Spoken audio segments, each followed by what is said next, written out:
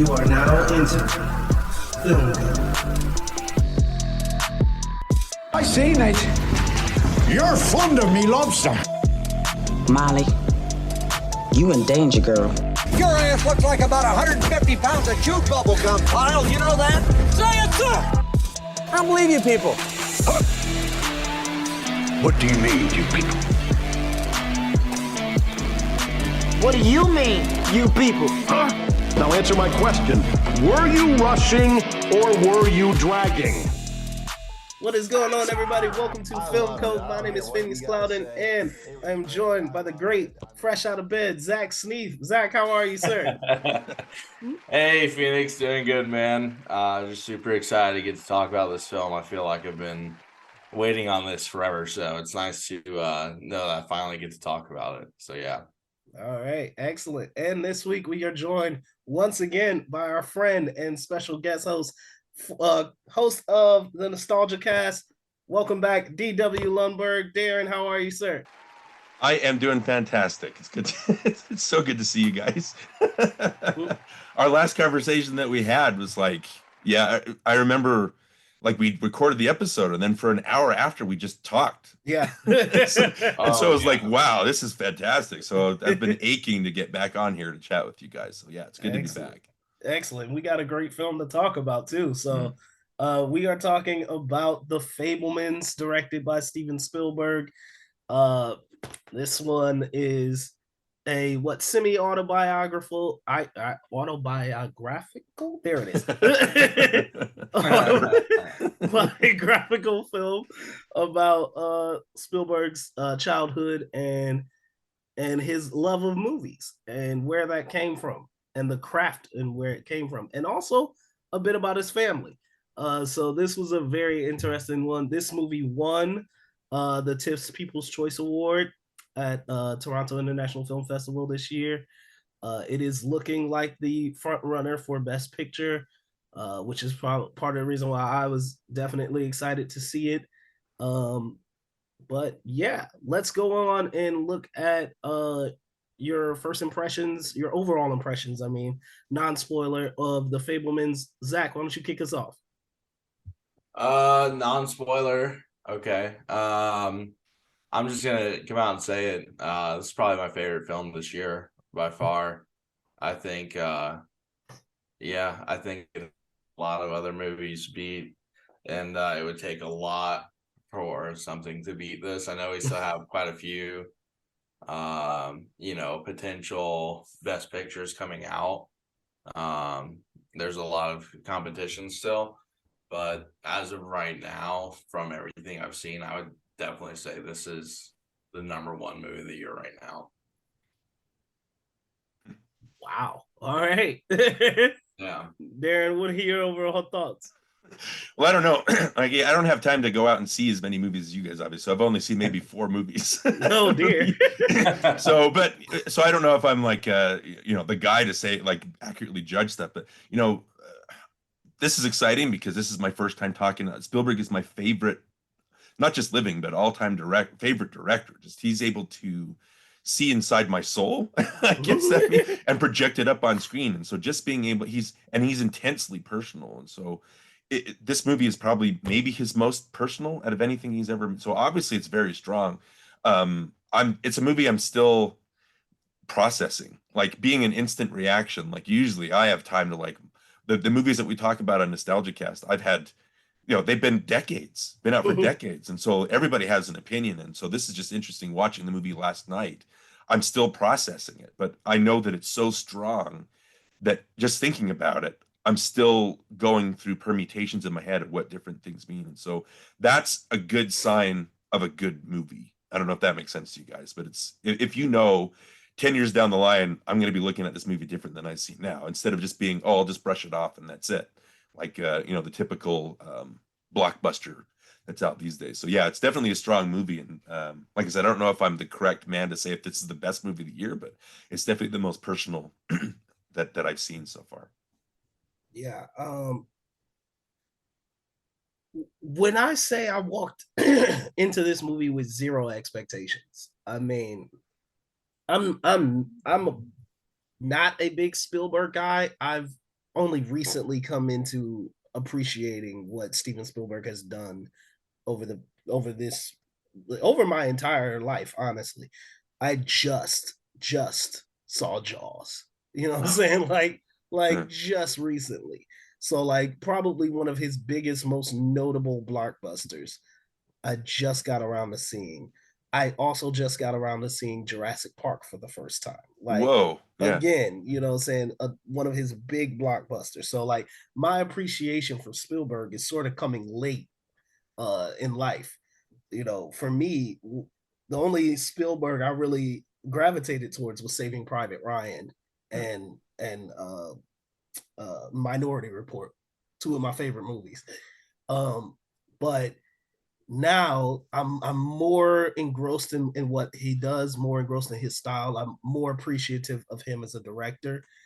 And so walking into the Fabelmans, I was really kind of just like, okay, you know, I know this guy's one of the greatest directors of all time, but what have you done for me lately? Really was the thought process. Like, okay, because I was not a fan of Ready Player One at all. Like, didn't like that movie at all. So I was like, as your most recent film kind of disappointed me, and West Side Story, which I was like, yeah, he did some cool things with it, but again, wasn't like moved by it. So that's where I was at. Like your last two that I've seen haven't really wowed me. So I was like, okay, what are you giving me this time? And I walked out of this film going, God damn it, if Spielberg isn't the greatest director of all time. Yeah. This was fantastic. Like absolutely fantastic. This is one of those films that just like it's crazy to me because I'm like, so often I'll see a film that everybody's just ranting and raving and loving. And I watch it and I go, there's nothing in this film for me. You know what I'm saying? Like there's just nothing here, nothing I can relate to, nothing that I can appreciate, nothing. And this is exactly that. There's nothing in this film that speaks specifically to me or my life experience or anything I've done. And yet it was so well done that I was hanging on every single moment. And like that to me is something like only a talented, if not the greatest director of all time could ever pull off. Is a story that has absolutely nothing to do with my life and yet makes me feel so incredibly connected to it. So that was how I felt about this film. And I'm kind of right there with Zach when I say like, this is definitely tops my list for the films that I've seen this year. And you and I have both seen a lot of films, and yeah, this is up there. Like this is up there in the upper echelon of my favorite films of the year. So kudos. All right. So overall impressions, we all seem to be pretty much on the thumbs up side. So we are going to go ahead and break the seal and talk spoilers. If you haven't seen the Fabelmans, can't stress it enough, run out and do it right now. You can listen to this as soon as you get back and you can hear our thoughts on it. All right. So let's go ahead and break the seal and talk spoilers. Darren, what do you have on the Fabelmans? Okay, well, like I said, it's funny because Spielberg kind of gets he was so popular and so huge coming right out of the gate, and so like uncanny with the way he was able to kind of tap into what people wanted to watch in movies or didn't know that they wanted to watch. And so just he like hit after hit after hit after hit, it just became to the point where you're going to get some pushback. People are going to start pushing, and that happened. Like, can this guy do anything else? You know, after Raiders, after Indiana Jones and the Temple of Doom. And I think about the time that Empire of the Sun and Color Purple hit, like that was when people were pushing back and, you know, nitpicking and not really like as much in love with him as they were when he first started. And that's natural, like, I guess. So Phoenix, you're being able to not being able to come into Spielberg and his oeuvre, or however we want to say it, late, that makes sense because there might be some pushback, or there's so many other filmmakers that it's kind of hard to, you know, he's kind of maybe the Citizen Kane of directors. It's like, yeah, people call him the greatest director of all time, and so I don't really want to deal with that right now. You know, right. I'm going to deal with all these, and I'll come to these later. But it's funny watching like I said, like his first few movies, just the way that his pacing and his character work and the way his shots and making the fakest animatronic in the world feel like a shark, like just his innate ability to do that has always been something. And like I said, like he's able to pull things out of my memory and the way that I think to the point where it's like, how is this guy doing this? Like, how is this guy? And I know, like Phoenix, you said that it's not like personal, like you don't take, and that's fine. There's nothing wrong with that. It's just for me, Spielberg is the guy that he's able to do that for me. And so there's always something, like my favorite Spielberg movies are always going to be the ones that affect me most personally. Like Jurassic Park is great and it's perfectly made, but there's nothing in that movie per se that's me. I just like it's very well done, and so it Jurassic Park doesn't make my top 10, even though I think it's a great movie. But like something like E.T. or even AI, artificial intelligence, which a lot of people don't like, but that's my favorite Spielberg movie because there's a part at the end where he goes, the David character goes in to see his mother, and the room is bathed in this gold glow, and he goes and he talks to her. And I was watching this movie.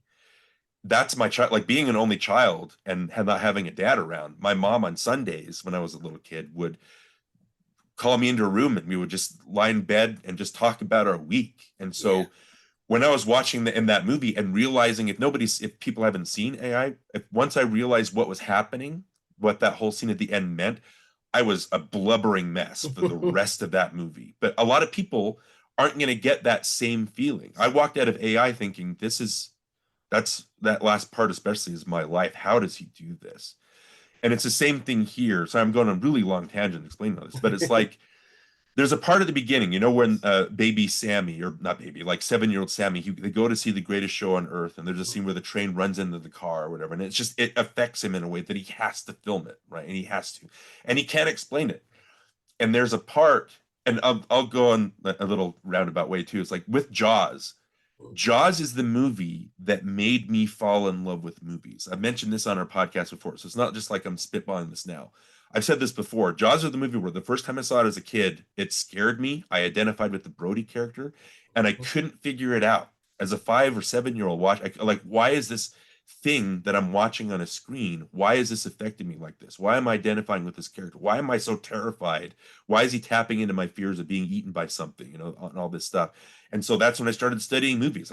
Spielberg was the first director's name that I learned. What does this guy do? Like, where did he come from? Like, how do they put this movie together? So I know all the history of Jaws and diving into that and the Peter Benchley books because I had to figure out what that meant and why it enraptured me, right?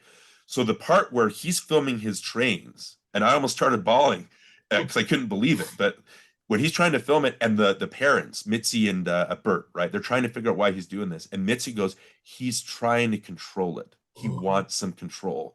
And I was like, holy shit. Like there's another connection that I did not expect. And it's, again, I'm not going to walk into a Spielberg movie thinking it's going to be a masterclass every time. Yeah, I'm a little bit biased, but there are movies that he's made that I do not like, that I flat out do not like, because he's just off. It's just something that's not working from the very beginning for me. But when he connects with me, and just for the rest of the movie, that's where I was hooked, because I was like, this is like, I'm in. Like he's got me. And so I was just amazed that there was another connection that I never knew that we had together. So yeah, Fabelmans from that perspective, like I said, I'm gonna be kicking myself after this conversation ends because of things that I just thought of that we didn't talk about, right? And there are going to be things that I'm going to say that I'm going to redact, that I've changed my mind. Well, that didn't quite mean this. And so, yeah, roundabout way, like Spielberg is just means so much to me. And this is just a movie. Like I said, it's going to settle. I don't know where this settles in my top Spielberg films of all time, but it's definitely, like I said, it's most personal. So that's definitely going to tie in a way. And so that's my main thing. I'm going to process things like the plot and the acting later. But as of right now, like, I'm in. Like, this is a movie I'm going to be thinking about for a while, and so yeah, it's great. It's great. Zach, what about you? Yeah, I'm gonna touch on that train scene where they talk about getting control over, what he fears. I think that's true for so many of us, right? Like when we don't understand why we're scared of something, like we go into it even more, and I think that's very humanistic. And I mean, that's really relatable to just about anyone. So the fact that he could portray that on screen is incredible, because it's a very hard thing to do. But the fact he's able to relay it with such, like, what's the word I'm looking for? I guess just how simple it is, right? Like, it's just so simple the way he's relaying the message as as him growing up as a kid. I think that's what makes that part really beautiful in this movie. It's not something crazy he's trying to do. It's just him redoing the scene from the movie and trying to take control over it, and then filming it to capture it, which I thought was super, super cool.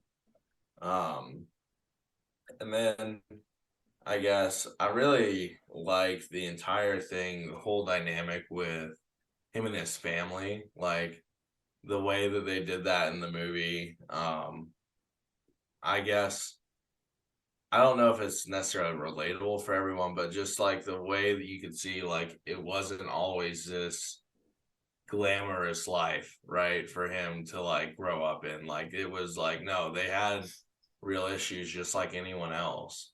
The families, and family's not perfect, and I think that part of it is relatable, and there are things like that that happen, and that's also really relatable. I think just a lot of things that he does in this movie is it captures what it is to be human, and I think that's why everyone loves it.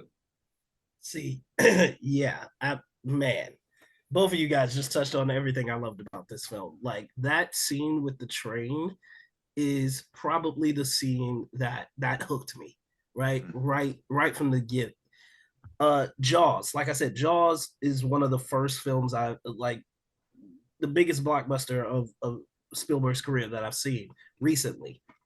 And the thing that impressed me so much about that movie was the craft, right? Just the skill in which he was able to get these incredible shots, build this tension, just the camera work, the editing. It was all so smooth, so layered, so detailed. It was ridiculous. It was down to like a science. And so, like, watching this film and seeing how he's able to recreate the scene from a movie that he watched, and how he has to do it multiple times. He already knows at a young age he has to do it multiple times to get multiple angles to see it from a different way so that he can control it. And I was just like, that is such skill. You know what I'm saying? Like, that to me was just so impressive, to be drawn to something like that and be able to manipulate it to your benefit. And that's something that happens throughout the film constantly. It's a theme that we come back to over and over again, because of how he basically uses film to control the others around his other people around his life. And I just thought, like, so brilliant, like so brilliant, just on a technical level. The way that he connects to his stories and to the people around him through this art form. I love what you said, Zach, about it being a very humanistic story, because it is. It absolutely is. That's the thing that I think draws me to this film so much, is that while, yes, like, it's giving you the love of film, it's also giving you like this other side of film, which is ugly and brutal and harsh and heartbreaking. And then there's also the story of his family, which is so genuinely sweet, touching, heartfelt, and at the same time devastating. Like, really just like tearing apart at everything. One of my favorite scenes, I'm sorry if I'm skipping so far ahead, but like, one of my favorite scenes is when they finally reveal that the parents are splitting up and everyone's upset about it. And he's standing off in the corner and he looks up and he sees himself filming that scene. And I was like, that's disturbing. like that's one of the most disturbing things ever, because you see, like, this is a family that's coming apart, and all he can think about is the angles and the shots in which that would really pop on a screen. And I'm like, wow, like, that's someone who's so lost and so committed to this art form that he can't take a real moment and appreciate it as real. He has to film it. And again, going back to that first thing with the train, to get control of it. That's essentially how he copes with it. Just so incredibly brilliant, so incredibly layered. It was insane. Well, the thing that's interesting about that, you're right. Like that was when he sees himself in the mirror or whatever. It's like, and then, but it cuts back. What's the name of the actor? Gabriel Labelle, right? Mm-hmm. Who's looks so much like Spielberg that at times I was like, is this his son? Like they were just shot. I was like, what is happening? Like, how is he getting this? Like what? But like, what's great about that Phoenix is it cuts back to Labelle's face.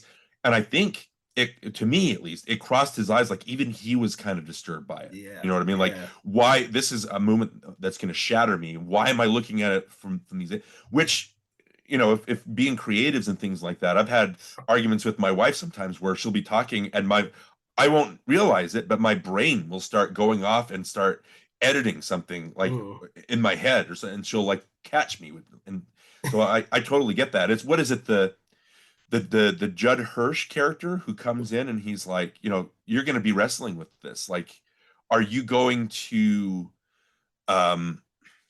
what do I mean? Like, are you, what are you going to commit your life to? Like, once you have this dream, you need to settle on that and really grab it, right? But you're going to be battling with it. You're going to be battling with your family. Like, what's important to you? Like, what's going to take precedence in your life, right? And so it's so layered. That goes through the whole movie. And so and Spielberg in his life now, like, I think he kind of has the balance, because there are reports like he'll be on set, but by 5 o'clock, he'll be home. He'll eat dinner with his family. So he's got that balance going. But again, he's in a place where I'm Steven Spielberg. We're going to be done at 5 o'clock. You know what I mean? So not all of us are quite there yet. I just think that, yeah, you're right. That scene, the movie doesn't shy away from the ugliness of things. The way that he discovers holy cinema. Like when Sammy is going through or whatever, and he's figuring out, like, he can see in the background, crud, what's his name? Benny, right? He can see Mitzi and Benny in the background holding hands or canoodling or whatever. And that whole scene, and it lasts for like 5-10 minutes, and it's just cinema. There's and you can see what's going on in his brain. They don't shy away from that ugliness. They don't shy away from what people are thinking. And so that's, I don't know, man, like being able to do that and not just be, but it's still filtered like the Kaminsky cinematography. It's still filtered like dreamlike, like a memory, right? So it's still got this like fantasy kind of gleam on it, but it's still, there's a bunch of ugliness in here that I'm glad that the movie didn't shy away from. And like, I love the Judd Hirsch character. Like, I like, it's so funny because I heard so much buzz coming out of TIFF, like, you know, and still even now, like Judd Hirsch is being pushed for best supporting actor. And I was like, he literally has like 5 minutes of screen time, like not even joking, like legit 5 minutes. And he owns it, right? He absolutely owns it. It's incredible. But I was like, 5 minutes? like I'm like 5 minutes. And like the points that he gets across is threaded through the entire film. So I get it. His impact is bigger than his actual screen time. But 5 minutes? Like I'm just like, I don't know. I think that's a stretch. But I'm like, I get it, because the idea that he's presenting in that moment is precisely what this film sort of just gets at. And he does an excellent job of this is Spielberg right here, just doing an excellent job of, you know that saying, show don't tell. Yep. Spielberg is so good that he can tell you and you still be like, that was amazing. Like, you know what I'm saying? Like that's how good it is. It's like, it's a tell scene and yet it works almost like a show scene. Like that to me is just, it's impressive to like all degrees. And like, to me, like, it's just crazy to me knowing this guy, you know, the films that I'm most familiar with, you know, the Saving Private Ryan's and Minority Reports and Hook and, you know, Indiana Jones and stuff like that. And I'm like, this is the style that I know this guy to be familiar in. And yet he can just go to any style, any form of artistic expression and deliver one of the best films you've ever seen in that genre. I just think that's incredible. And like throughout this movie, we see him making his films with his friends, and they're all like, you know, different levels of kind of goofy and silly and nonsensical, and then you start to see them evolve, right? Mm. Like that first film they do is kind of really cheesy, kind of really corny, and then that The next one, Western, yeah, the right? Western, when they actually are shooting guns and he makes it look real, I was like, wow. But then like it leads up to him doing the film for the Ditch Day, and Right. that one is even more like skilled and professionalized, and you start to see like his growth and his evolution just in doing these small shorts for, you know, just as side projects. And it's just the level of craft. Like I know Spielberg wasn't trying to like blow up his own ass, but like you got to be impressed at the Yeah. fact that like, you know, this is something he was thinking of when he was a kid, and just the way that he created and crafted these stories and these films to look believable, to sound correct, to get the right emotions and stuff like that. There's a scene, one of my favorite scenes, is he's talking to an actor, and he's like, you know, you're seeing all these men die, and you know, you're the reason that they're dead. And like the actor's like, what? You know, not really getting it. And like then he starts emoting like it's your fault. You know what I'm saying? And he Yeah. gets the actor to go to that place with him. I'm like, that is just great. It's just great. Like again, I don't know if this is how Spielberg actually works, but it's fantastic just to witness, and that's just a great element of this story that I love. Well, you're talking about the scene with Judd Hirsch, right? His uncle, right? Yeah. Yeah. Um, it's not just, it's a mixture of things. It's the acting. Hirsch's acting is so good. It's the writing. Kushner's and Spielberg's writing is so good. It's the way that it's shot, again, shot through this like dreamlike filter. It's the theme of the movie that's being tackled. Mm-hmm. So what you're talking about, it's exposition. It's not really exposition, but it's giving you the idea and feeding you, telling you the idea of the movie. But Spielberg is like that with everything. I think a lot of people's pushback with him is he's so sentimental and so forward, and he doesn't take like the subtlety or the weird undercurrent like a Fincher or something like that people Right. look for. And he's in your face with it. And sometimes I think that doesn't work. Sometimes that's what I mean. Sometimes it's like too much, or I don't quite jibe with it. But I think this time it works because of the themes that are being presented. You know what I mean? And you're talking about like the innate quality that he's able to fight, like being able to punch holes in the film to get the muzzle flashes of the guns, just that innate quality. And I know that the interesting thing is he could have just used his old 8mm films like that he shot, because he has these, but instead he recreated, obviously, because you can do the thing where you have like you break reality and you show, like in Once Upon a Time in Hollywood, where Margot Robbie goes to see Sharon Tate like in a movie or whatever, and it breaks that fourth wall. So you can do that and kind of break that reality. But it sentimentalizes it in a way where he reshoots those scenes himself, but that's how he imagines the movie in his head, even though that's not the way we see it, right? So Spielberg sentimentalizing the way that he shot those movies and redoing it, that's, again, I think that folds in with the story that's being told. It's perfectly presented to us because of the subject matter. Again, it's just being able to drive with that. I just think it's, like, you're right, it's fascinating watching Spielberg on the screen here. Yeah. And I think also anyone who is a fan or very into the arts can relate a lot to what Judd Hirsch is saying in that scene, where it's like you have to choose between art and family, and it's not going to be easy. And they're going to want you to do one thing, and you're going to want to do another, and it's going to tear you in two. Like, I think that's very true, because there's a lot of especially for someone who would go into the arts, as far as whether it's film or you know, even sometimes even just graphic design or, you know, something like that. I think that not many families are that accepting of the arts, because they're worried that, you know, maybe, you know, their kid won't make it. But if that's what they're passionate about, then they, try to follow that. Because I've seen that a lot with a lot of my friends who are into the arts. It's not necessarily that everyone is always understanding family of it. They want them to be an engineer or a doctor or a nurse or something practical, but they can't help it because that's what they love doing. And I think what he did was really great with that scene, because I think a lot of people in the arts community can relate to that, or being misunderstood by their family. Oh yeah.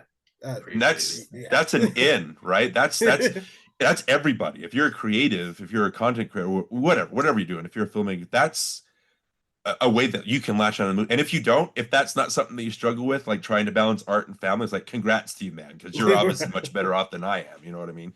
So I think that's definitely something that is identifiable. All this other stuff with the divorce and things like that, that's something that you might, or filmmaking, that's not something that you might latch onto. Again, when they're shooting that war scene, I got such a kick out of when he shoots that soldier, like you're talking about, Phoenix. Yeah. And they pull, and you see him pull back, and you see all the kids that are lying on the ground, like, get up and run around behind the camera, and then lie down in front of the camera. Because my friends and I, like Johnny and I, like, we shot movies just like that, where we did that stuff. And so that's another way for me to connect to it. And a lot of people won't do that because they didn't make home movies or whatever. But just that balancing art, what you love doing versus family, it's like, that's definitely something to latch onto, like, immediately, no matter who you are. Absolutely. And like, yeah, like, and that's what I mean. Like, there's moments where they show the craft of it all, and you love it, and it's very creative. And then there are moments where they show the heartbreak of it all, right? Where the messiness of it all. I love, there's a scene, trying to remember. There's a scene where, maybe this is later in the film, but he's basically trying to cope with the fact that his family is broken, right? It's shattered, and this is a situation where he really doesn't have any control over it, right? Like, he doesn't have any control over it. He wants to, do his craft. He absolutely wants to do his craft. But he's loyal to his father, and he really appreciates his father for everything that he's done and shown him. And that concept of being torn in two different directions really gets explored, because it's like, there's something that you're good at, right? And then there's something that you love, and it's two totally different things, and you really don't know which way to go. And oftentimes the one that you love will tear you just apart as much as the one that you're good at. And battling those things, I think, like you said, like, that's your way in. Whatever your way in is in this film, it's available to you, whether it's filmmaking, whether it's the tragedy of dealing with your family and your love of art, whether it's that great Christian girl who didn't treat you right the first time, whatever. Like, there's a way in for, I think, everybody to find their way into this movie that isn't like easy and available. It isn't like force fed to you. It's literally, you got to find your own way through this film. And I think there's multiple avenues through it to which people can find relatability in it. Like, to me, obviously, wanting to be a filmmaker, that was my draw in seeing the craft and how it was achieved and how it was accomplished. To me, like, every scene where they're shooting is eye candy to me. You know what I'm saying? Like, absolute eye candy. And anytime they're talking film, just juicy. I ate it up every time. One of my favorite scenes is when they're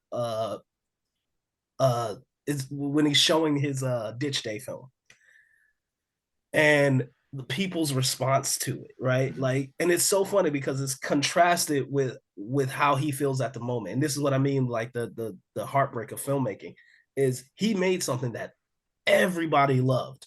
Everybody appreciated. They hooted and hollered about it.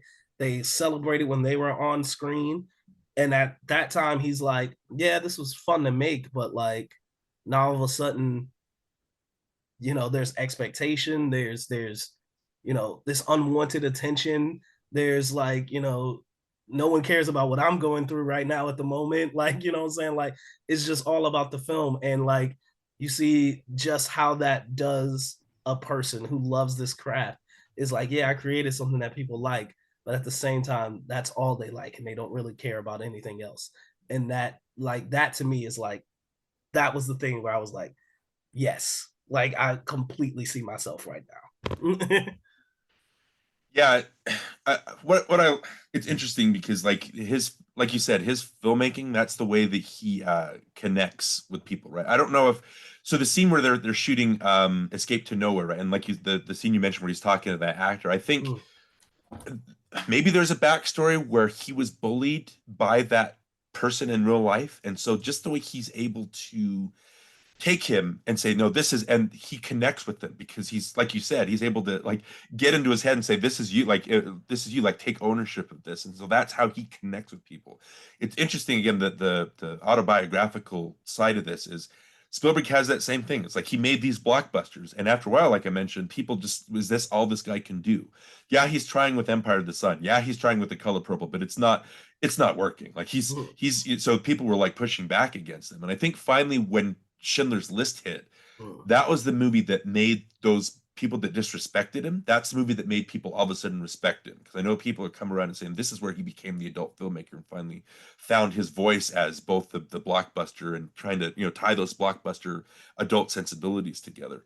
And so as a person in real life, just wanting to be assimilated into groups, like he's an outsider being Jewish at the time, and so he wants to be able to, and movies was the way that he was able to do that. And you see that again and again and again, to the point where his family's broken. And we have to talk about the family dynamics because we brought it up, but his family's broken and he stops filming, right? He finds out that his mom's having an affair. He gives up his camera, even though the uncle gives it back to him or buys him a new camera, stuff like that. So he's given it up. He says, I'm not going to do it. And so when they moved to, is it California? That's where they move at the very end, right? Mm-hmm.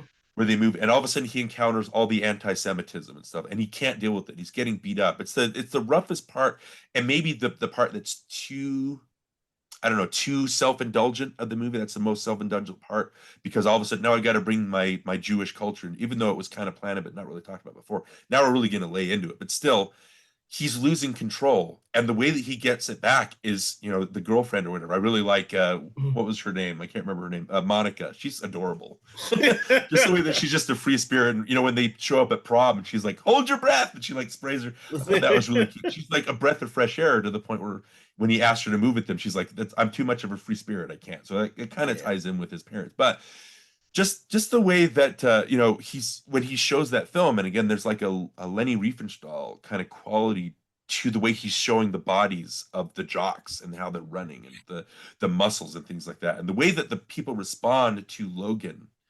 And that scene at the end where he's like, why did you do that? Like, I've been nothing but a shit to you. Like, why did you make me look like a god? And Sammy can't explain it. He's like, I don't know. Like, maybe I wanted you to be nice to me. I don't know how I'm doing this. It's like, maybe I just wanted to. But the way that he recaptures his film after he's lost his way, his filmmaking craft, that helps him get back in his correct headspace. That helps him win the right people back. I just thought that was very, again, that whole thing, like you talked about, Phoenix, ties to the whole movie. It's about, and Zach, about control. It ties into the whole movie where he loses his way and then he finds it again to get control back again. I credit a lot to Kushner being able to, as a playwright, being able to get these emotions and get the logistics of everything right. But yeah, it's so powerful the way all that's threaded through the movie. Yeah, while I was watching that movie, I was asked during that scene with Logan, why is he getting upset? And I said, there's a lot of complex emotions going on right now with why he's upset. And I was like, I can't really explain it fully, but I understand why he may feel that way. Just straightforward, like, oh, he made me look good, right? I appreciate that. There's a lot of internal things he's dealing with too. Mm-hmm. Where it's like, he probably, has this negative image of himself, and that's why he acts the way he does. Yeah. And so he probably doesn't even think that he's, this great athlete, and he's just, they don't really talk about Logan's family dynamic, right? Right. But you can kind of tell, like, he looks down on himself like he's not good enough, right? And like he's just shocked, and now he feels like the weight of this expectation of, oh wow, like I am, like he made me look like a great athlete, but in his head he's not, right? He's just another guy, but he really is this great athlete. And the fact that people expect that, he gets scared and upset and frustrated. I love that scene so much. I Yeah, I swear want to to talk God, about that. I love it so much because, like you said, it's so many things at once, right? And that's why Logan, he really can't even express it why he's upset. Like there's one thing and then there's another. It's multiple reasons, right? One is like, now I have to live up to this expectation that you put on me. Like now everybody's gonna want to see that guy. There's no way back. And there's no way back. He's like, how am I supposed to do that? Number one. And he's like, did you do that to make me look good? Or did you do that to put me in this position? Like, like you legit screwed me over, because obviously I screwed you over. And it's like, or did you do that because you just lionized me? Like, you know what I'm saying? How am I supposed to live up to that? And at the same time, he's like, why would you lionize me? Because I've been such a shit to you. You know what I'm saying? Like it's so many complex things. And then there's like, yeah, we don't know much about Logan's life. Like all we know is like he's kind of a dick. He's cheated on his girlfriend. He does seem like he has a low opinion of himself. And so like then he gets to see himself as big as ever. And now he's like, what do I do? Like, am I that guy? Like, could I be that guy? You know what I'm saying? Do I have to be that guy from now on? And it's just like, it's amazing. And then I think to like, today, like how we lionize actors and, performers and stuff. And we're like, yeah, you played a great character, but you could be a total D-bag in real life. You know what I'm saying? Like we have no idea because we just seen this performance that you delivered, which was excellent. It was incredible. And now we're looking at you in that way instead of who you are as an actual person. So like, again, just so many layers to that scene. I just love it so much. I also really appreciate when after, and well, I forget what the other bully's his name. The little Chad, guy. was it Chad? Was his name Chad? Yeah. Yep. Chad? Mm-hmm. Yeah. The real douchebag, right? Yeah, when Chad came by and he basically comes back to try to kick his ass, and he stands up for him. I really like that moment. And then at the end, when he's like, oh, you've never smoked before, and he's giving him like weed. And that was a fun scene. And I think the ending where he's like, you didn't see me cry, okay? He's like, don't worry, I'm not gonna make a movie about this. Like I thought I have to think that is a actual thing that happened. Yeah, right. Like that's a real person. That's gotta be. The fact he added that in laugh there, now, right? It's so great. Like it makes me laugh too, because I'm like, what if he like waited till now and was like, okay, dude, it's been like 50 years. Can I tell this story? like I feel like that definitely really happened. Well, we're in a different place now where you would not necessarily look down your nose at a jock having feelings. You know what I mean? So it's a different era we're living in now. A couple things that I really love about that scene. Number one, what is it? Sam Reckner, I think, is the actor's name. Just such a good job. What's great about it is all this stuff that we're talking about, it's never fully spelled out. It's never spoken in words, but we're all getting it. All of us are getting that that's what's happening. There are these conflicting emotions that even Logan can't put into words. It's the same thing when you watch a movie that changes your life. You can't put into words why, but you have to get control over it. You've lost control somehow, and you've got to find your way back. So that definitely ties in. I like that. So when he beats up Chad, it's not so much Zach, I don't know. It's not so much that he's defending Sammy in a way, but he's also like fighting back against the stigma that he created for himself. It's like, get out of here. Like, I don't want to be a part of this life anymore. Like, I'm embarrassed by this. And he sort of like accepts the lionization that he's been put on himself. Like, it's like, I have to live up to that now. Yeah. Right. And then the last thing I love is Sammy and Logan are never going to be hanging out together. They're never going to be best friends, or they do stuff because they're so different. But they get a connection, and there's a chemistry all of a sudden between them. Where, Zach, you talked about where they're trying to share the weed, and he's explaining to him, it's just it makes you realize you've lost control, and then you realize it doesn't matter. And then Sammy's like, well, I don't need to do it because I already know I'm out of control, stuff like that. And so they have a connection. He goes, I got to go back and find Claudia. I think that's a girlfriend's name. And they flip each other off. It's kind of like a term of endearment to say that, we're never going to be friends, but we do have this connection. And if it wasn't for the filmmaker, for Sammy stepping up and being the filmmaker, they never would have had that. And this would have kept going. So it's all about that assimilation. It's all about the acceptance. It's all about the control. It's just, when we're talking about scenes, I love that these scenes tie in with the theme of what the movie's actually saying. That's what makes this so great. The more that I think about it. Yeah. And I just want to shout out this cast. Gabriel Labelle, I mean, you said it. Like, he's so good. He literally does look like young Spielberg. It's weird. It's weird. It's very good. Paul Dano, I do not think is getting enough love. I mean, I think he's incredible in this movie. And I think he delivers one of the best performances in this film. I love his character. The way that he's accepting of this situation and still being loving and still trying to hold on. He's almost the opposite of Sammy, not even the opposite. He's almost exactly like Sammy, where, he's trying to control a situation that he absolutely can't control. And I think that, and then at the end, you see him finally relinquish it. And just is like, you got to do what you have to do. And his mother is in that same way, where she's trying to, let go of something that she actually wants, but for the sake of her family. And she's like, I can't do it. You know what I'm saying? It's too much. And Michelle Williams, come on. Come on. Fantastic. Absolutely fantastic performance. We've already talked about Judd Hirsch, who was great.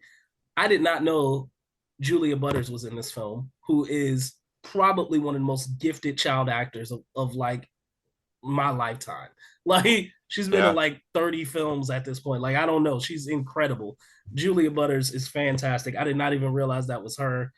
People will know her best from Once Upon a Time in Hollywood. That scene with DiCaprio. This is the back acting. Just such a charming scene. Yeah. Memorable scene in that. And she has one of the greatest lines in this film. After they announced the divorce, she says she's talking about her mom, and she's like, she always laughed at what's his name? Seth Rogen's character, Benny's jokes, but Dad was her best audience. You know what I'm saying? That's just such a great line. There's so many great moments throughout this film, but the actors carry this so well. And we mentioned Sam Reckner as Logan. Fantastic. Is this the best that Seth Rogen is ever gonna get?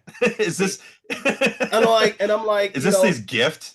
he's great. It's not like a standout performance. He's not amazing, but for Seth Rogen, for what he normally does, this being in a Spielberg movie, right? Yeah, this is as a very understated performance. I think he kills it. Yep. And I can't get her name, but his girlfriend, what was her name? Monica. Chloe East is the actress. Yes, Chloe East. Incredible job. That scene where it's like, we should pray together. Might have been the most let Jesus enter you. Just laugh out loud funny moments. I swear to God, it was that had me in tears. It was, but she's funny. So likable though. It's so not. She's just very likable, and the way that she smiles and just her free spirit, her sincerity, really comes through in that scene, and it's just wow. like, like, but yeah, I think the cast is excellent here.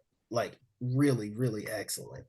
Well, I do want to, like we said, let's talk. I want to know what you guys feel about the parental dynamic mm. in the movie. I just thought again, So go for it. Yeah, yeah.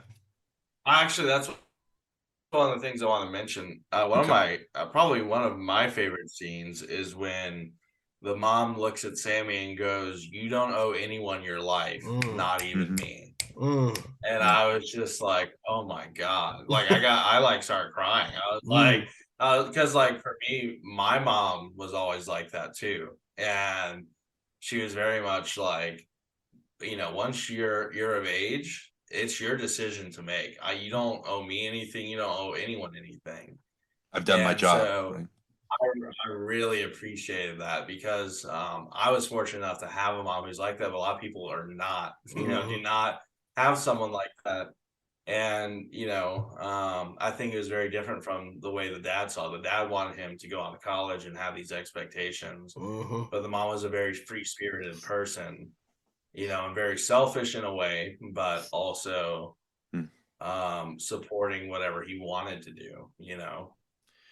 The way that that's telegraphed from the very first scene when they're trying to explain to Yes. Sammy the movie, and Yes. that's when you get your first shots of Paul Dano. That's when you get your first shots of Michelle Williams, where they're trying to explain what the movie's going to be, and it shows Bert, and he's like, "This is because this is happening. It's projecting at this kind of frame rate, and your brain thinks all this." He's approaching it from the engineer, like the logistical purpose of it, right? And then it moves over, and then Mitzi takes over, and she's like, "You're going to feel things, and you're going to be transported." And so that tells you exactly what their characters are, but it also tells you who Sammy / Spielberg will become. Because he's got Spielberg. I was talking to my wife and saying that Spielberg's got the technical side. He knows how to make a movie, but then there's also him feeling it, like we mentioned before, like his innate ability to capture things on screen, even though he doesn't know how he's doing it himself. It's just something that he does, and that's threaded through the whole movie. And you can see again, like we talked about, them pulling at that. And I love that Bert is the engineer. He's the logical one, and Mitzi is the free spirit. And you can tell that they love each other, but they just can't connect because those two sides are never going to meld with each other, right? Again, it's like the Logan Sammy scene. It's like, yeah, they're getting along, but there's something that's not quite there, even though they're trying to understand it. I like the part where Bert is telling Sammy, "I know you've got your war movie, but I need you to make the camping video and put it together." And Sammy pushes back a little bit. He's like, "No, I need you to do this. Something is wrong, and I don't know what to do, but this will help." Right. And then later when they're driving to California or whatever, and Mitzi has to get out and Sammy goes and follows her. And she's like, "All I can tell you is I'm going to keep being your mom. I'm going to keep being Bert Fabelman's wife. I'm going to keep being his wife because that's what's expected of me." Even though but she still can't fight it. Again, it's the characters, those two are Sammy melded. It's Spielberg melded. And so I love, like you said, Phoenix, the part at the end where Bert is like, "I probably should have stamped this out.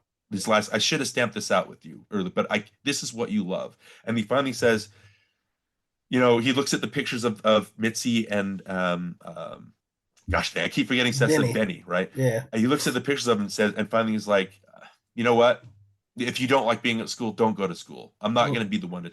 And they both have that scene, Zach, like you talked about, when she says, "You don't know anybody in your life." That's her closing scene to let you know that they've kind of mended their bonds. And it's the same thing with Bert. They've mended their bonds. Like they understand each other to the end where Sammy goes and talks to John Ford at the end. And it's just a fun scene at the end where you get this, where's the horizon? Like, if you have it up above, it's interesting. If you have it below, it's interesting. If it's in the middle, it's boring as shit, which David Lynch doing a perfect John Ford. If you've ever seen John Ford interview, I love it. And hearing Spielberg talk about that, that's exactly how that meeting went. That's exactly how Spielberg in the interview says that it went. But that last scene, when you're able to get all the bullshit out of the way, when he reconciles with his mom and his dad, and he's set, and he goes, and now it's going to be, I'm on Hogan's Heroes. I'm going to move up. I'm going to do Night Gallery. I'm going to start making these movies. I've met John Ford, who's given me the best advice in my life. That's like the capper of, yeah, I've reconciled all these things, and now I can move on. And man, that last shot when it's too low or whatever, then it moves back up. Oh, so funny and so charming. And it's just, I love the parental and the dynamics. I loved how he uses his sisters, which was what happened in real life. The girl that plays I can't remember. It's Reggie, or maybe it's Julia Butters. Yeah, And Spielberg in real life, she's a screenwriter. She co-wrote Big with Tom Hanks. wow. The movie with Tom Hanks in it. And she was going to write this screenplay when it was first gestating in '99. But like, so I love how all that stuff's tied in. It's so, I don't know. It's heartwarming, even though it's kind of tears you apart at the same time. Yeah. Did you guys feel that was real? Is that part of the realness of the movie for you? Listen, the parental dynamic is, to me, like when I came into this, the only thing I had heard about this movie was that it's about Spielberg's love of movies, right? And that, like, and how he became who he is. That's what I heard constantly, nonstop. So like, to come into this movie and see, like, it's also about this family dynamic, about how his parents were two totally different people and with two totally different ideologies, and how that shaped and formed his life. And then there's this tragedy surrounding his family. I was just like, to me, that was the most brilliant part of this screenplay, is like, yeah, we got the fun loving stuff about making movies and the fun that can be. But this story of two people who are so different coming together and having to separate because they can't connect on that level, that to me was just the that was more than the cherry on top. That was the whipped cream, the cherry and the sprinkles. Like, it was that. Like, I was just like, yes. And like, I loved these characters. I cannot stress enough how much I loved Paul Dano and Michelle Williams' dynamic. It was just effortless. It really, really, really worked. They each had fantastic scenes that really like showcase their characters and what they meant to each other, what they meant to their family. Like it was so good, so good. And I 100% agree with you, Zach. That last line that she says to him, you don't owe anyone your life." What? Like that is so crazy good, because I'm like, I know parents. We've seen parents who are really attached to their kids, who want their kids to be what they want them to be. And there was sort of that dynamic with Paul Dano's character, with Bert, where he wanted his son to follow in his footsteps. He wanted him to do what he did. Because like you said, your family wants you to be practical. They want you to have something that you can fall back on that helps you take care of your family. And there's just that. Whereas art is more freeing, and it's more it's less stable. So people are always sort of unsure or weary about that, because they don't think you'll be able to take care of your family. Very few people make it in art. They think you'll die homeless and a bum, and things like that. So there's that worry. And you had his mom who was like, even if that is the case, you have to live your life. You have to live your life for you. And I just thought that dynamic was so brilliant and so well done. And like I said earlier, he does a great job of telling that feels like showing, and then he also masters the idea of showing and not telling. So like both of them are used expertly well throughout this film, and it just comes together in such a brilliant, fascinating way. Yeah. It's the with Mitzi, I like that she's a pianist, right? She's never able to really fully grab onto that dream. So the way that she sees in Sammy, like he has this dream, and the way she pushes it and like feeds his desires to do this thing. And yeah, Bert, like the scenes are charming, where they're shooting the Western scene, and his dad is sitting in the bed, like fanning, he's part of it, like fanning the wind and stuff like that. And I like that he supports it, even though he thinks it's a hobby. That still comes up. Again, that's a through line that goes through the whole movie. It's like he supports him, but this is a hobby. Like, are you serious about this? To the end where it's like, I guess you are. Like, it's time for me to stop. It's time for me to stop doing this to you. Like, and it's the same. I don't know. It's there's just so, when you guys talk about that line, you don't know anybody in your life. It's so simple. it's such a simple line, but it's like so profound that you can keep thinking about all the things it means in your life. And so that's the thing. It's not subtle at all, but it's so subtle at the same time. I don't know if that makes any sense. Yeah. Yeah, I agree.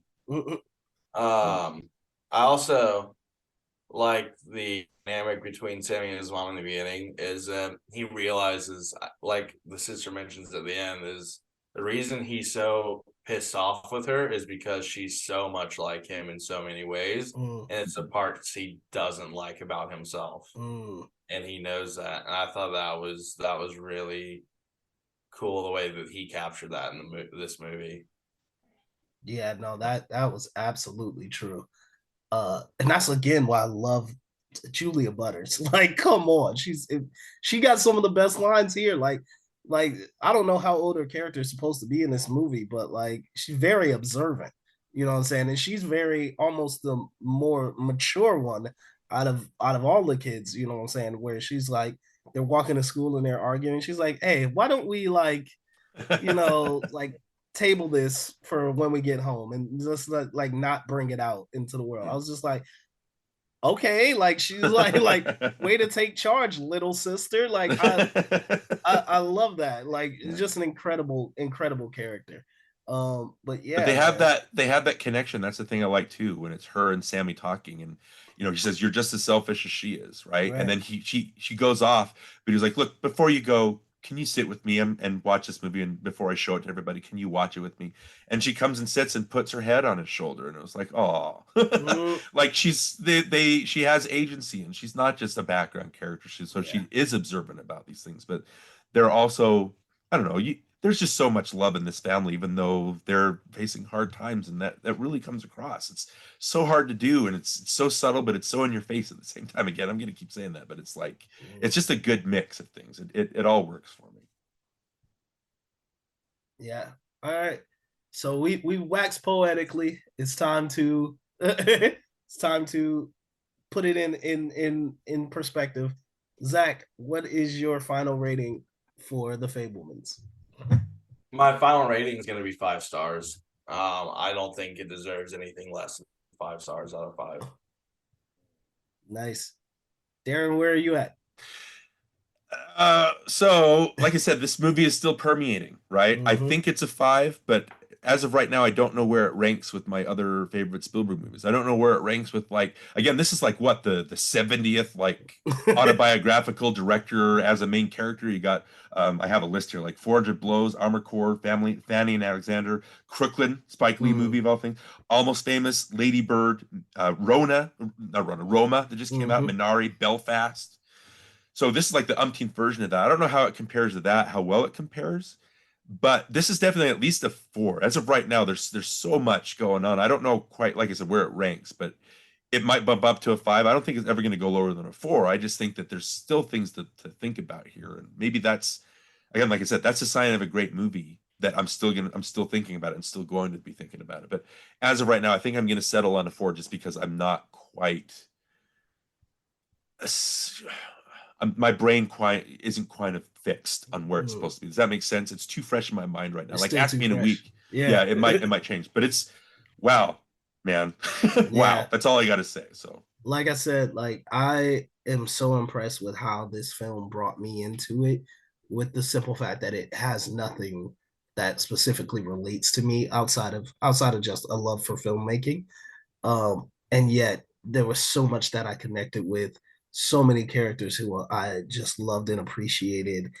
And when it ended, like the smile on my face, like I didn't even realize I was smiling. I was just like, the second it said, directed by Steven Spielberg, I was just like, cheese. It was just like, just full of cheese. That was just it was just so well done. And as a package, I was just like, that movie is so pleasing to me. You know what I'm saying? Like, it doesn't have to be the best movie ever, but as a thing that just gave me warmth, comfort, and understanding, I loved it so very much. So for me, it is also a 5-star movie. I've thought about it, and I was like, like I was sort of in the mix, like, is it a 4? You know what I'm saying? Is this gonna be the movie that I remember for decades, yada yada? But I was like, it doesn't really have to be. As a movie that just I was so incredibly satisfied with. It hits all the markers. So for me, 100% 5 stars. Yeah, absolutely loved it. Good. All right. So that's our thoughts on the Fabelmans.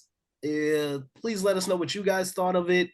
You can find us on Twitter and Instagram at FilmCoPod, and let us know your thoughts. All right.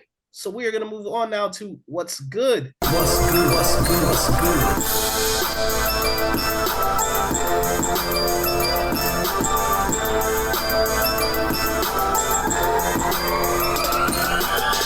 Gentlemen, what have you seen and what would you recommend? Zach, what do you got? So I've seen a lot of movies this week. There's been like 6 or 7 that dropped this week. So the one I'm gonna recommend is The Inspection. That movie was so beautiful and also very humanistic, and it just has a lot to say.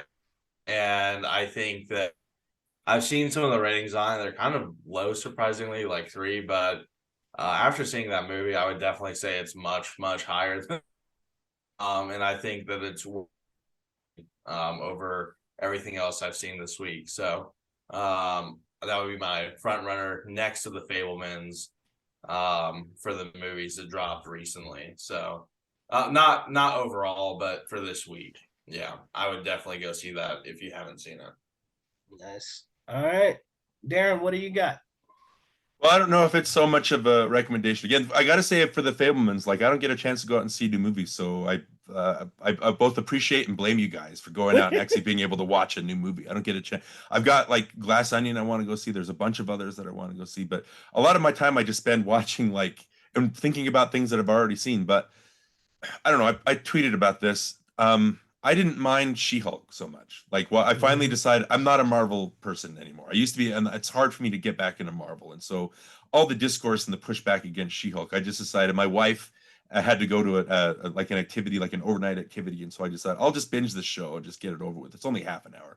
But the thing is, my daughter sat with me, who's 17. She sat with me and she's never sat with me to watch things. So I sat with her and we watched the whole show. And I just thought that it was good for, again, I don't know if I can recommend it. I just thought that it wasn't bad. Like, this is fine. Like, what's everybody's problem with this movie? Like, it's great and everything. But I just like having that connection with my daughter, that she sat with me and we watched this, to the point where she's funny because she'll like notoriously, we watched The Dark Knight and she was into it, but she got toward the end, right at the end when the Joker's about to have the final battle with Batman, and she's like, I'm tired, I got to go to bed. So she just shuts off, right? So we got to before the Daredevil episode of She-Hulk, she's like, I got to go to bed. And so I finished it. But then the next day, which surprised me, she goes, hey, let's finish watching those She-Hulk episodes. So she liked it in a way that it made her want to watch it with me. And so I just thought that was a good, kind of experience. So I'm grateful to finally getting back into Marvel. Like that's what I got back into, like She-Hulk. Sat down with it. But it's like, it's fine. Tatiana Maslany's great. Like, having Charlie Cox in it, Daredevil, great. Like, I just thought it was fine. And so I'm just of the age right now where I can't hate things too much. Unless it's Jurassic World Dominion. I can't hate things. But I don't know. I just thought that was an interesting reaction from me watching this thing that I didn't really want to watch to begin with, and then was like, what's everybody's problem with this? It's fine. And then being able to sit with my beloved daughter and watch these things, it just meant something to me. So that's kind of a recommendation for feeling, I guess. Not so much a show. It's great. Like, it's amazing how having daughters will make you appreciate things a lot more. So like Boss Baby 2. Like, you know what I'm saying? I watched that with my daughters, and now I'm like, you know what? This is the greatest movie of all time.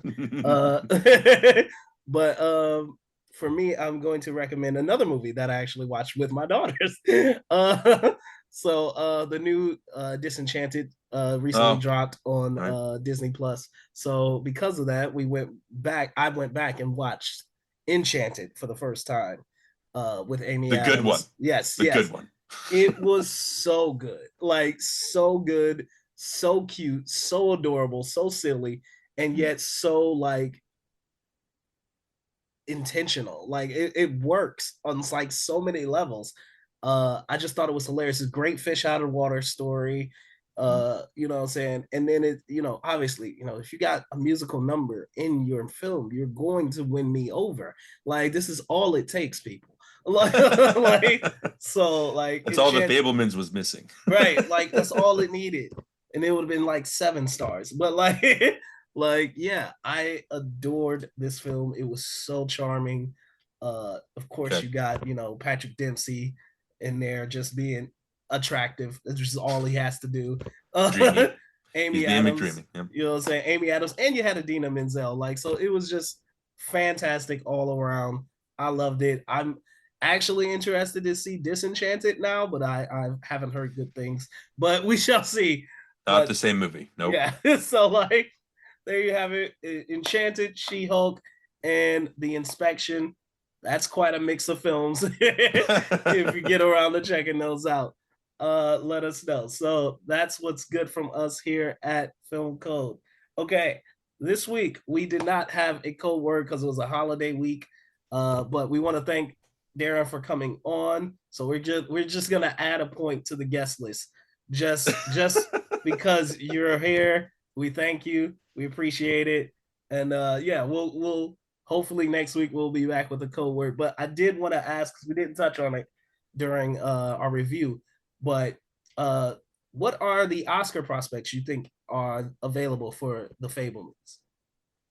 Zach? Definitely. Yeah, go. Sorry, Zach. Go for it. Yeah. Best Picture, Best Director, Lead Actor.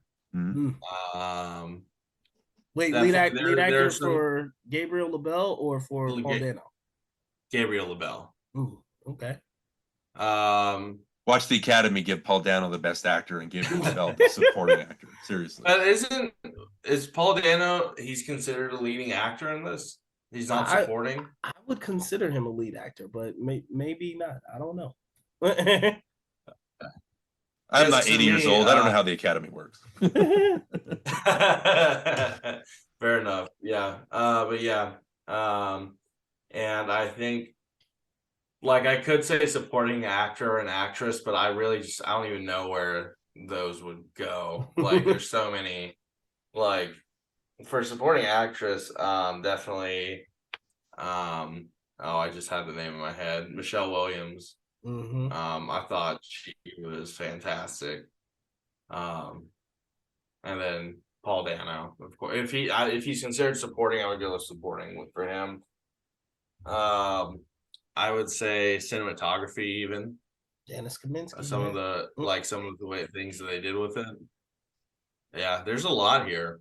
Yeah, I feel like they could potentially win an Oscar. Yeah, to me, this is like a 10 or 11 nod kind of film. I would definitely say Best Picture, Director, Actor, Actress, Supporting Actor, Screenplay. Definitely Screenplay is in there. Cinematography's in there. I think even costume design could get a nod just for the recreations of the older West pictures, you know what I'm saying? Western pictures that they did. Their score, obviously, it's John Williams. So, like, that's almost without question. Yeah, like, those are just a few, like, off the top of my head where I'm like, this movie has a shot at not just getting nominated in all of these, but potentially winning, like, I would say a handful of them. Darren, what about you? Well, I think definitely Michelle Williams is a lock. If anything, I think Judd Hirsch is a lock just for coming in, just owning the scenes that he's in. Paul Dano, if anything, he might. Again, my thing with the Oscars is it's not really about so much deserve as what's popular or what the consensus is at the time. So I don't know if like Paul Dano is just going to be overlooked because his performance is so subtle. I don't know if Gabriel Labelle is going to be nominated because he's just starting and he might have a future, so they might want to come back to him later and give him the honorary Oscar when he stars in his own like Son of a Woman type movie, like or something like that. But like Michelle Williams definitely a lock, screenplay a lock. Spielberg's obviously going to get a Best Director nomination for this because it's Spielberg. No matter what he directed, what he directs, he's going to get a nomination unless it's Ready Player One. Yeah. You know, he's going to get a nomination for it. So those are definitely the front runners here. And again, Michelle Williams is so strong. There are parts of her performance I'm like, where is she pulling this from? Yeah. Because it's a lot. She's processing a lot. So yeah. It's weird that they pushed her into lead actress, because I'm like, she's definitely supporting. Like, you know, like after seeing it, like, no, she should definitely be in the supporting category. Like maybe she's in lead because she's like the lead, she's actually the lead female on the card, but her performance is a supporting performance. So I thought it was weird that they're putting her in lead. But yeah. when I say, like, I'm not 80 years old, again, it's the Academy has a mindset that they approach things from, all the members. And so our idea of supporting actor is going to be different from what their idea of supporting actor is. You know what I mean? Definitely. Like Phoenix, we just talked about Whoopi Goldberg. Like, that is the best supporting actress win for Ghost, because that's what it is. But like, you never know. Like, Michelle Williams is supporting because she's supporting the main character, the protagonist, but they'll probably nominate her from lead actresses because it's Michelle Williams and she's the lead actress of the actual movie. So Yeah. I never know. I can't figure them out. You guys It's a are little better weird. than that. But I'm like, yeah, I was like, yeah, okay. But yeah, so I think it, again, fantastic. I do want to know,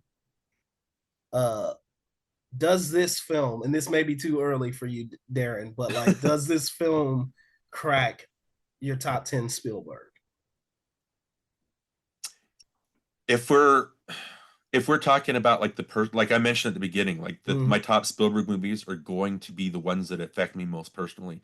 I mentioned that I didn't, like, I thought in my head, holy shit, but the part where he's talking, the mom says control, and that's what he's trying to get out loud, I said, oh no, because I was like, it's this early in the movie and it's already got me emotionally. How am I going to end this movie? You know what I mean? So just the fact that I felt the stronger bond to Spielberg in that moment that I've ever had. And so that's going obviously to tie in. I just don't know. I know it'll end up in my top 10. I just don't know where it'll end up in my top 10. Nice. Because he's got so many indelible movies. I've just got to figure out. But I've got time. Like, I'm going to have time to let this gestate. You know what I mean? So it'll definitely, it'll be in there. It's just a matter of when and where. Zach, what about you? I don't have a list of top 10. I haven't really sat and thought about it. I would say probably yes, if I have to go based off the ones I've seen. I personally care for the Jurassic franchise. Personally, that's just me. But no problem there. Yeah, that's great. I did like West Side. I did like West Side Story. And there are a few others there too. I can't think right now that I've seen. But I probably would say this would be in my top 10 from the ones I've seen. So yeah. And from the conversation that we just had about it, why wouldn't it be? You know what I mean? So much to parse out. It's interesting to me because I'm like, this is a filmmaker who's done every genre imaginable, and like I love so much of his work. I think this would just barely make my top 10. Like, just barely. Because you have things like Saving Private Ryan, Catch Me If You Can, Jaws, Schindler's List, Minority Report for me, Lincoln, Color Purple, AI, Amistad, Empire of the Sun, like maybe. So maybe it's there, maybe it's just on the edge out, but like, yeah, there's so many incredible things. And I didn't even mention E.T. or Jurassic Park or any of the Indiana Jones films. So like, yeah, like, dude's got quite the filmography. But yeah, I think this is definitely up there for me. So if it's not top 10, it's definitely like top 12. Top 11, right? Yeah, exactly. All right, so we're gonna go ahead and get up out of here, guys. Thank you once again, Darren, so much for joining us, and let everybody know where they can find you. Again, just on Twitter, as long as there's a Twitter. You can find me at DW Lundberg. We talked about this last time. We've got our 4th season going where we're tackling 90s movies. Phoenix, you were just on for our Ghost episode. Like I mentioned, it was a great conversation with you as always. And so we're just chatting about movies that mean something to us right now and meant something to us as kids and how we're different now. And so, like the Fabelmans, tying that, and it's a movie that feels very nostalgic, and it's going to mean something different years from now. And so, yeah, that's where you can find me. Guys, like, I love coming on this show. I've been on this show twice, and it's just like, I can't wait to come on again. I can't tell you how much I appreciate, and this is me blowing smoke, I can't tell you how much I appreciate being able to come on and talk about a Spielberg movie. This is the first podcast since I started podcasting that I was able to talk about my favorite filmmaker. And so I can't tell you how much that means to me, and that you guys let me choose this one. So yeah, I love you guys. Hopefully one day I'll be able to meet Brandon. Yeah. And we'll have a conversation from there. So